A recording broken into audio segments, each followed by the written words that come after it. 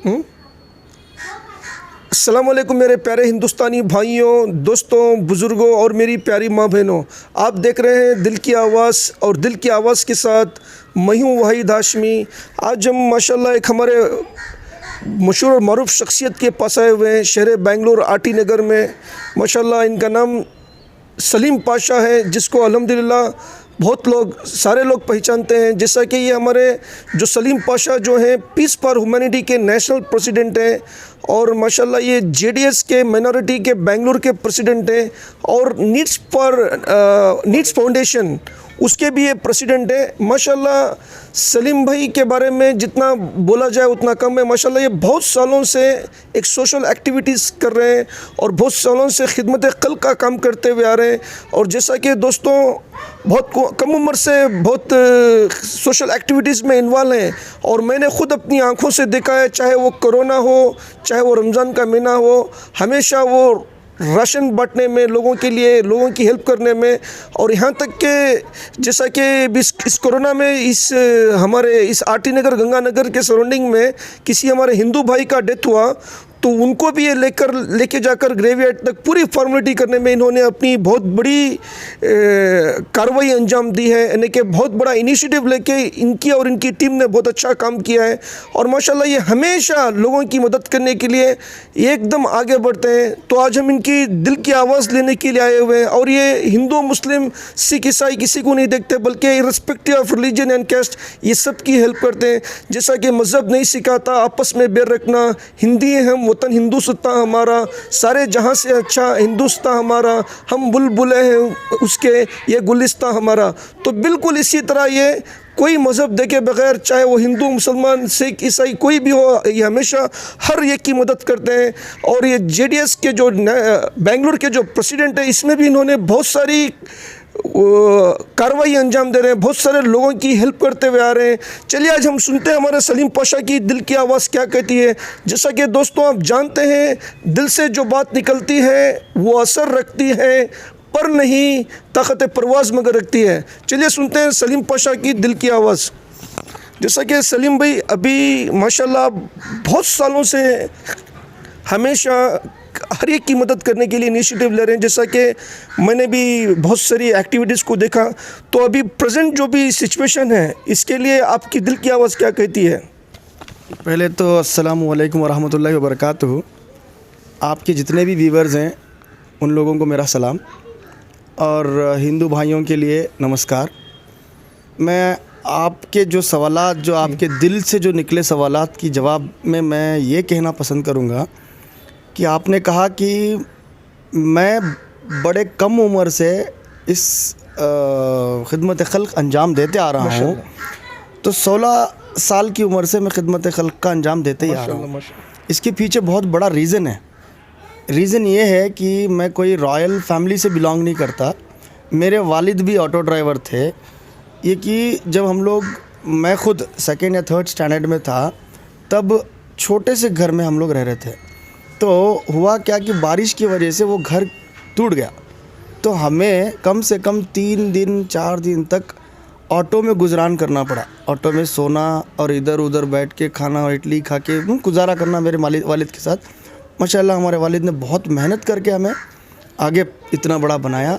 तो उसके बाद में हमारी रिहाइश जेसी नगर में होती है, तो वहाँ पे 16 साल की उम्र में मेरे कामों को देख के वहाँ के डॉक्टर्स, इंजीनियर्स, वहाँ के रहबर्स, उन्होंने मुझे नीड्स फाउंडेशन का प्रेसिडेंट का अहदे से पेश किया और 2003 तक हम लोगों ने नीड्स फाउंडेशन में खिदमत खल्क़ का अंजाम देते ही रहे। 2004 में मैं दुबई चला गया। दुबई में रहते पर 150 से भी ज़्यादा हमारे बेंगलुरु के लोगों को मैंने वहाँ पे बिना उनके खर्च, मेरे अपने ज़ाती खर्च पे उनको जॉब्स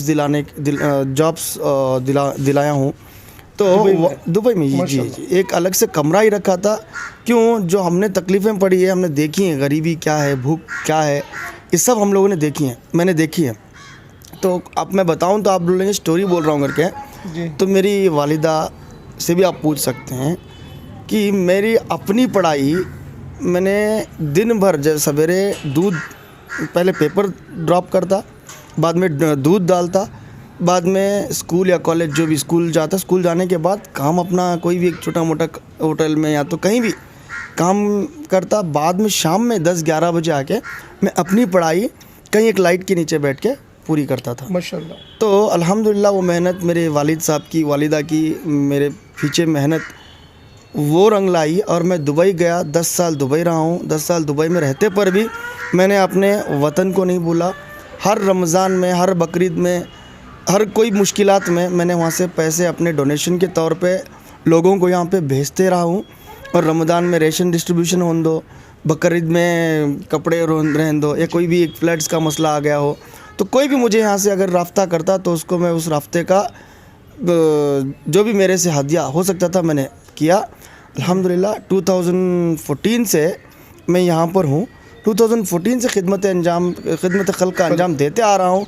और मेरा बस यही मानना है कि हिंदू, मुस्लिम, क्रिश्चियन, सिख सारे हम लोग भाई भाई हैं। जैसे 1992 का मसला हुआ, उस साल से हम लोग बिछड़े हैं, जो कि आज तक भी यही हमारी कोशिश है कि हम लोग कब मिलेंगे, कब एक होंगे। तो वो एकता बनने के लिए जाती है तो कोई एक फितना, आरएसएस, बीजेपी जैसे फितने और कई सारे फितने हैं जो कि इसको तोड़ते चले जाते हैं। तो हमारा एक इदारा है जिसका नाम है पीस फॉर ह्यूमैनिटी, जिसमें हर साल ये प्रोग्राम हम करते हैं, जिसमें एक ही स्टेज पे सारे धर्म के गुरुज रहते हैं, हिंदू, मुस्लिम, क्रिश्चियन, सिख। यही हमारा टीचिंग्स रहेगा आने वाले दिनों में और अभी तक भी, कि हम सब भाई भाई हैं। जब कोरोना का वक्त, जब फ्लड्स आ गया तो आपको शायद मालूम रहेगा, तो हमारी टीम जो कि Janata Dal JDS minority team, हमारे मोइनुद्दीन जो हेब्बाल प्रेसिडेंट हैं, उनके साथ जो जितने भी हल्का बेंगलुरु के जितने भी प्रेसिडेंट्स हैं, उनके साथ हमने 2 कैंटर खुद हमारी ज़ाती पैसों से लेके गए और 3 रात 4 दिन वहाँ पे रहे और उन लोगों को जहाँ जहाँ ज़रूरत थी वहाँ पे तकसीम किए। उसके बाद जैसे आपको पता हुआ कि यहाँ पे कोरोना का बवाल बम फूट गया, तो जैसे कोरोना जिस दिन लॉकडाउन हुआ उसी के तीसरे दिन एक नॉन मुस्लिम की डेथ होती है।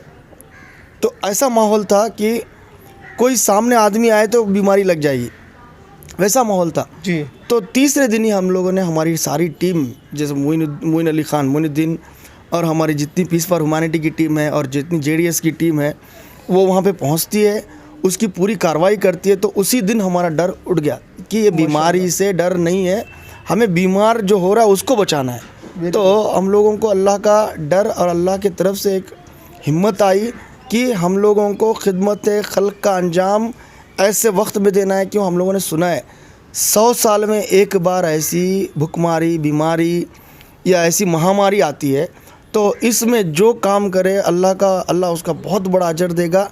जो बीमारी को डर के घर में बैठा रहा, बहुत लोग चले गए। हम लोगों ने 24/7 सिर्फ हम सोते थे 7 बजे से 9 बजे तक। जब फर्स्ट वेव आया तो हम लोगों का सिर्फ यही काम था कि कौन कहाँ फंसा है, किसको हमें राशन पहुंचाना है। ये हमारे मोहल्ले के लिए या तो आस पड़ोस मोहल्ले के लिए नहीं था, इस सारी बेंगलुरु सिटी के लिए हमने एक टोल फ्री नंबर रखा हुआ था। जिस किसी को भी, जहाँ भी, कोई भी कोने में रहे, फंसा रहे, उसको अगर ज़रूरत रहे तो हमारे 2 एम्बुलेंसेस थे, एक मीडिया की एक वैन हम लोगों ने हायर की रखी थी। तो उसमें डेली सवेरे निकलते, 300-400 डेली किट्स ले जाते और जहाँ जहाँ लोग फंसे पड़े थे उन लोगों को हमने रेशन पहुँचाया। उसके बाद सेकेंड वेव, आपको पता है सेकेंड वेव तो मैयतों का वेव था। तो मैयतों के वेव में 24/7 हमारी 170 की टीम सारे बेंगलुरु शहर में ऑक्सीजन सिलेंडर से लेके, कॉन्सेंट्रेटर से लेके, ऑक्सीमीटर से लेके, रेशन से लेके, रेशन को पकड़ो, और कोई भी जहाँ परेशान हाल है, हॉस्पिटल के बेड नहीं मिल रहे हैं, तो अल्हम्दुलिल्लाह हम लोगों ने ऐसे कॉन्टैक्ट्स बनाए रखे थे कि जो भी बीओ ऑफिसर्स थे, जो भी अपने हेल्थ ऑफिसर्स थे, जो असिस्टेंट कमिश्नर्स थे, जो हल्के के, इन सारों को हमने राब्ता रखा था। और बहुत सारे ऐसे ग्रुप्स थे, अब हमारा एसएसएफ वाले ने ग्रुप बनाई थी, बहुत सारे ग्रुप्स, जो ग्रुप्स के अंदर हम लोग थे। तो यही कोशिश हमारी थी कि आधे घंटे के अंदर हम लोग बेड अलॉट करके दिया करते थे माशाल्लाह। तो सवेरे 7 बजे तक भी अल्हम्दुलिल्लाह हम लोग कॉल्स अटेंड कर रहे थे, 2-3 नंबर्स लेके, किसको जिसको ज़रूरत थी ऑक्सीजन कॉन्सेंट्रेटर्स की, वो सब ज़रूरतें हमने पूरी की हैं। रेशन की ज़रूरत वालों को रेशन हमने पूरा किया है। अगर नॉन मुस्लिम्स भी अगर मर गया होता तो हमें जहाँ पे भी कॉल आता, रास्ते में, रोडों में, जिनके ख़ानदान नहीं है, जो यहाँ पे फंसे पड़े इंतकाल हो गए हैं, तो मोर देन 36 नॉन मुस्लिम्स को हमने यहाँ पे जलाया है माशाल्लाह। कोरोना के टाइम में। तो आप अगर देखें तो 200-250 मैयतें हमने हमारी टीम ने उठाई हैं। More than 15 to 20,000 ration kits, सिर्फ इसी मोहल्ले को मैंने 4,800 रेशन किट्स सिर्फ और सिर्फ वार्ड नंबर 33 में मैंने 4,800 रेशन किट्स बांटी हैं। एक दफ़ा, फिर दूसरी 10 दिन के बाद फिर एक दफ़ा, फिर 10 दिन के बाद फिर एक दफ़ा, ऐसा करके मैंने यहाँ पे भी दिए हैं मेरे अपने ज़ाती पैसों से। और मेरे साथ में जितने भी साथियाँ थे वो अपने अपने ज़ाती पैसों से अपने अपने मोहल्लों में उन्होंने तकसीम किए हैं। तो हमने खुद बेंगलुरु के कोने कोने में, चामराजपेट तक हमने नहीं छोड़ा। चामराजपेट की जो विनायका थिएटर है वहाँ पे, केंगेरी, बीडी कॉलोनी, आप पूछते जाएंगे तो बहुत है। तो मैं ये बताना जताना कुछ नहीं चाह रहा हूँ, तो सिर्फ़ और सिर्फ खिदमत खल्क़ का अंजाम का जज्बा, और ये दिखाना इसीलिए ज़रूरी है कि जो हम लोग कर सकते हैं तो कोई भी कर सकता है। बेशक। मैं भी आम इंसान हूँ, आप भी आम इंसान हैं। तो ये जज्बा मैंने भी दूसरों को देख के पैदा किया है। क्यों? जब मेरा एजुकेशन, जो मैं बचपन में पढ़ा करता था, तो कोई बुक दिलाता था, तो कोई डोनेशन मेरे फ़ीस भरता था, तो कोई स्कॉलरशिप देता था। तो ऐसे करके मैं अपनी पढ़ाई मैंने पूरी की है। तो गरीबी, भुखमारी और मैंने जो हेल्प ली है लोगों से, तो वही मैं हेल्प देना पसंद करता हूँ। तो उसी तरीके से हमारे मोहल्ले के अंदर हमने वाइट यूनिफॉर्म का इजाद किया। गवर्नमेंट उर्दू स्कूल्स में वाइट यूनिफॉर्म्स, जो कि हमारे बच्चे 3 यूनिफॉर्म पहनते हैं वीकली, वेडनेसडे एक, जुमा में एक, मंडे एक जी। तो गवर्नमेंट स्कूल्स में जो पढ़ रहे हैं उनकी पढ़ाई बहुत मुश्किल से चल रही है। वहाँ पे गवर्नमेंट स्कूल्स में कन्नड़ा टीचर्स की कमी, इंग्लिश टीचर्स की कमी।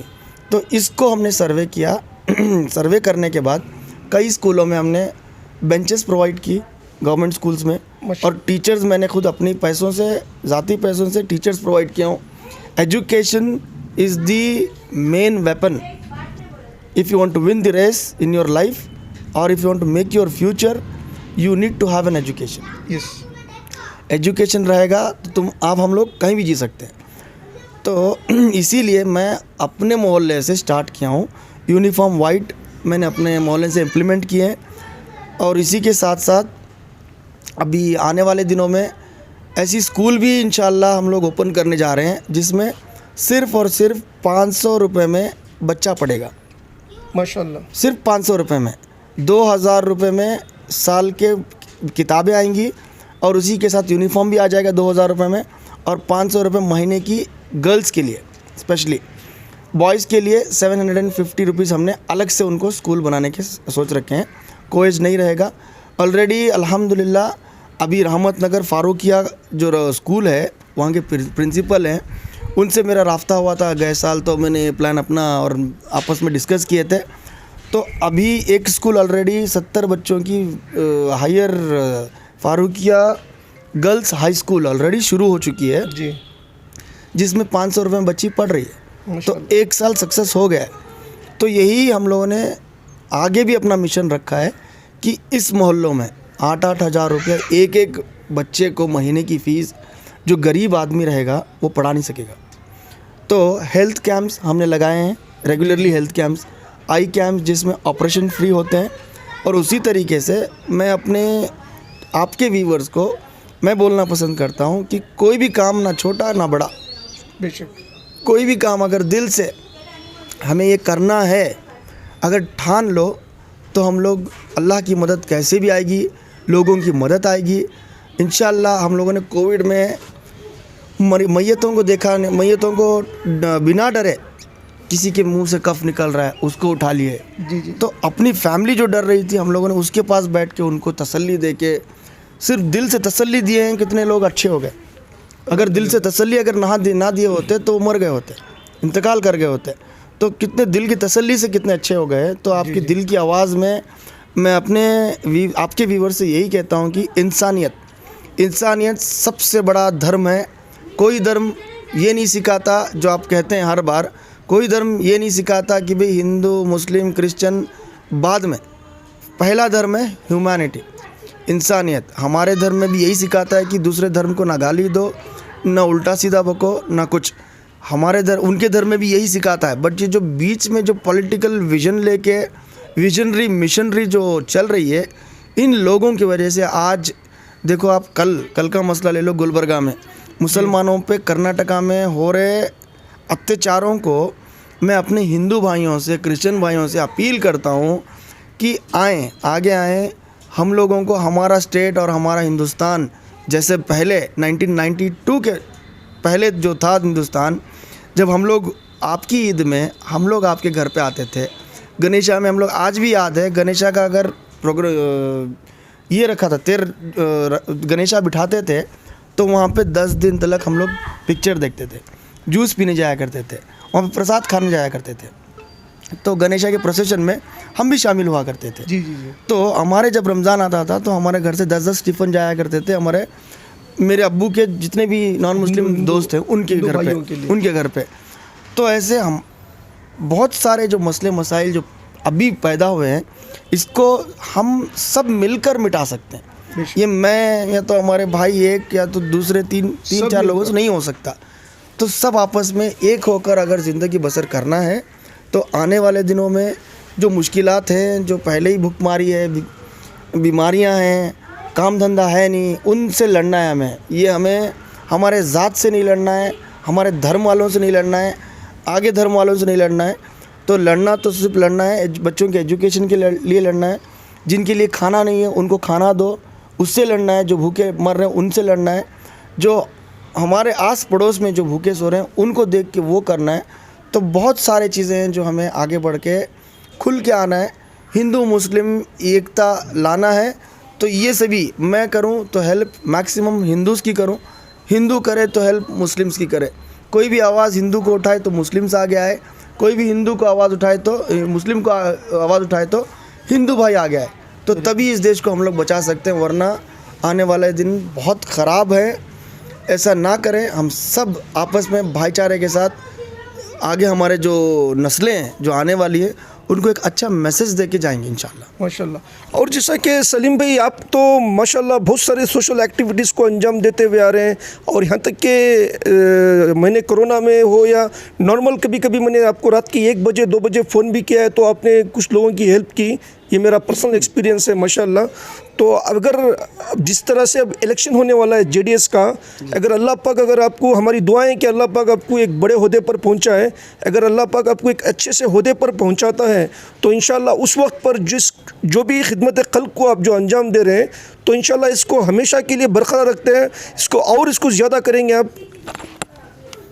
नहीं, आपका सवाल इंसानियत से सीधा सियासती की दौर पे चला गया। जी जी जी। तो उसमें मैं ये बोलना पसंद करूँगा कि देखो, कोई भी शख्स अगर आगे बढ़ के खिदमत का जज्बा रखता हो तो उसे पावर्स चाहिए जी, उसे अहदा चाहिए।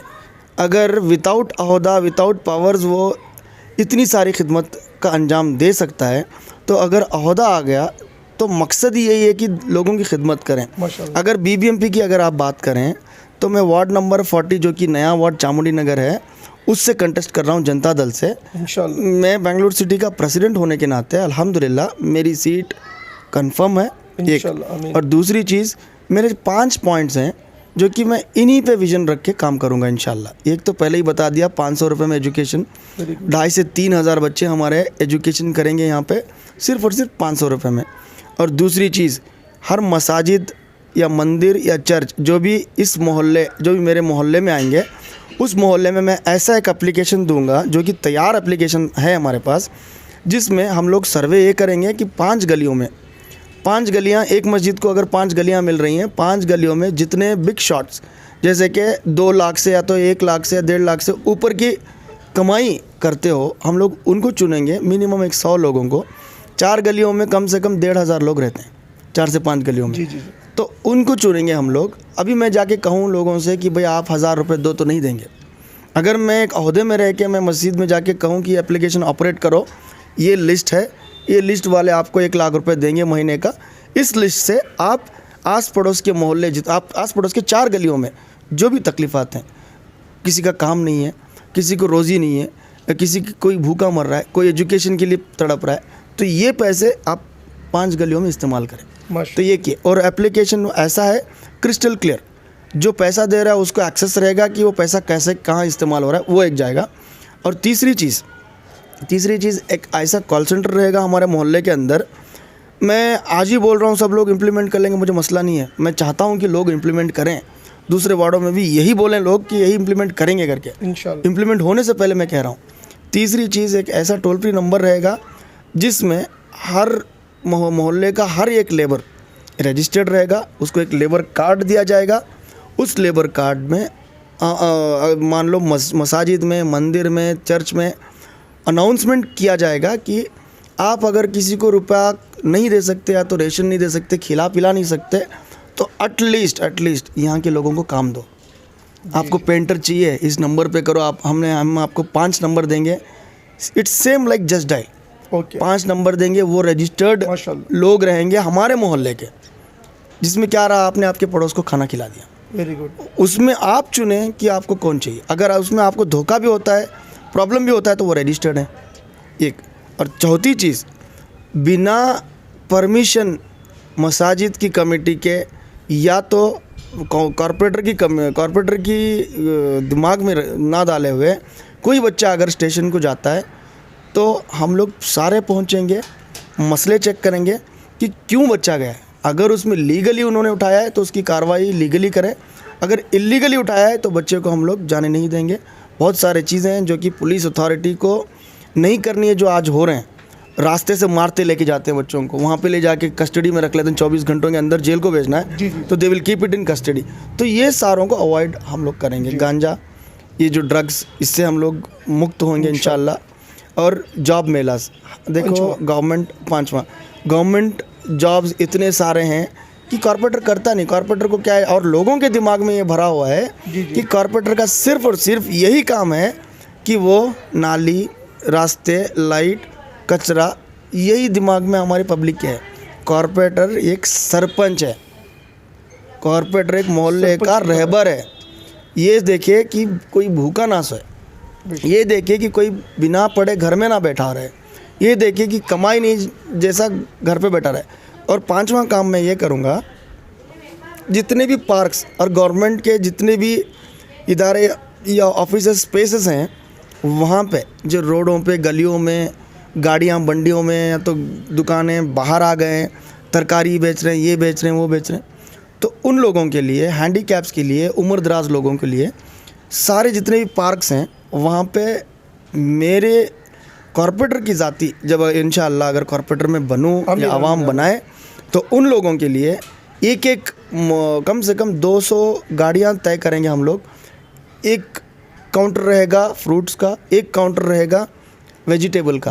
और जो रास्ते गलियां हैं, आपको मैं, आपके व्यूवर्स को ये मैं बोलना पसंद करता हूं, अगर आपके व्यूवर्स में से अगर कोई व्यूवर वार्ड नंबर 40 का है, तो मैं ये बोलना पसंद करता हूं कि जितने भी दुकानें हैं जो कारोबार कर रहे हैं इस वार्ड में, इस वार्ड के सिर्फ और सिर्फ 20% लोग दुकानें रखे हैं और वो कारोबार कर रहे हैं। तो हमें सहूलतें देना है, वार्ड के मेंबरान को, वार्ड के लोगों को सहूलत देना है। तो इसीलिए जितने भी दुकानें हैं, जितनी उनकी छत है, उस छत के अंदर ही रहना, छत के बाहर नहीं आएंगे। और वो जो फ्रूट्स और वेजिटेबल्स के स्टॉल रहेंगे, वो ज़ईफ़ों के लिए और हैंडीकैप्स के लिए रहेंगे, जिनको कारोबार नहीं है। उसमें ये भी रहेगा कि हमारे जो लोग सुंद पंद बैठे हुए हैं, वो लोग हस्बैंड वाइफ हो या तो बहन भाई हो, तो कोई भी कपल हो, वो जाएगा अपना, जाके एक वॉक भी हो जाएगी और फ्रूट स्टॉल से फ्रूट लेके आएगा, वेजिटेबल से वेजिटेबल्स लेके आएगा। तो बहुत सारे प्लान्स हैं जो कि, और 3-4 हैं जो कि मैं डिस्क्लोज नहीं करना चाहता। That is my key plans which I want to execute when I become the corporator, इंशाल्लाह। जैसा कि दोस्तों अभी अभी आपने हमारे सलीम पाशा की दिल की आवाज़ सुनी। इन्होंने अपना हर एक लफ्ज़ अपनी दिल की गहराइयों से पेश किया है, दिल से कहा है, जैसा कि जज्बे दिल से है, एहसास का गहरा रिश्ता जिसकी लफ्ज़ों में वजाहत नहीं हो सकती। जैसा कि दोस्तों हमेशा हमेशा हर किसी ने भी इनको अपनी दिल की आवाज़ सुनाई है अगर फ़ोन करके, तो इन्होंने इनकी जिसने भी अपनी प्रॉब्लम बताई है उनकी इन्होंने मदद की है। और हम चाहते हैं कि अल्लाह पाक ऐसे नौजवान लीडर को अल्लाह कामयाबी से नवाजे, जो भी इनकी दिल की ख्वाहिश है, जैसा कि आपके सामने खुली किताब की तरह रख चुके हैं कि ये इंशाअल्लाह अगर अल्लाह ने इनको उस ओहदे से नवाजा तो ये अपने वार्ड नंबर 40 के लिए, अपने करीबी लोगों के लिए जितना हो सके, हिंदू मुस्लिम सिख ईसाई सब लोगों के लिए क्या कितनी खिदमत को अंजाम देना चाहते हैं। जैसा कि खिदमत खल्क से ढूंढा खुदा को, ढूंढने वालों ने हर जगह, लेकिन खिदमत खल्क से मिलता है खुदा। तो माशाल्लाह सलीम भाई, हम आपसे मिलकर बहुत खुश हुए, जो कि आपने एक एक बात को भी आपने माशाल्लाह बड़े अच्छे अंदाज में बयान की है। और एक छोटी सी फैमिली बैकग्राउंड से ये निकल के आते हैं, जिनके वालिद साहब बहुत ही नेक और अच्छे इंसान थे माशाल्लाह। और ये माँ बाप की तालीमात और माँ बाप की दुआएं लेकर आज इनके वालिद साहब के और इनके माँ बाप के नाम को रोशन कर रहे हैं। जैसा कि दोस्तों ये जैसा कि मज़हब से रिलेटेड भी इन्होंने ये कहा कि जैसा कि हम इस वीडियो में भी दिखाएंगे आपको, इससे पहले भी आप देख चुके हैं कि इन्होंने बहुत सारे लोगों की हेल्प की है। जैसा कि हर बात सऊदीया से वहाँ से पैसे भेजते थे, सऊदी अरब से, दुबई से पैसे भेजते थे। जब भी किसी का कोई मसला हो अल्हम्दुलिल्लाह ये हल करते थे। जैसा कि कुछ अशार के अंदाज में अल्फाज हैं, हर बात बताई नहीं जाती, दिल की आवाज़ सुनाई नहीं जाती, हर बात बताई नहीं जाती, दिल की आवाज़ सुनाई नहीं जाती, रिश्ते बनते हैं एहसास और मोहब्बत से, पत्थर दिलों के सामने फरियाद सुनाई नहीं जाती। चलिए सलीम भाई, हम दुआ करते हैं कि अल्लाह पाक आपको खुश व आबाद रखे, सलामत रखे।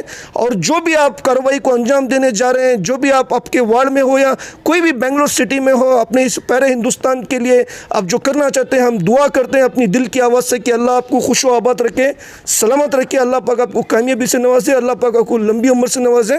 चलिए हम आपके शुक्रगुजार हैं। इंशाअल्लाह दोस्तों हम फिर मिलेंगे किसी अच्छे इंसान की दिल की आवाज़ के साथ। खुदा हाफिज़, सलाम वालेकुम, जय हिंद, जय कर्नाटका।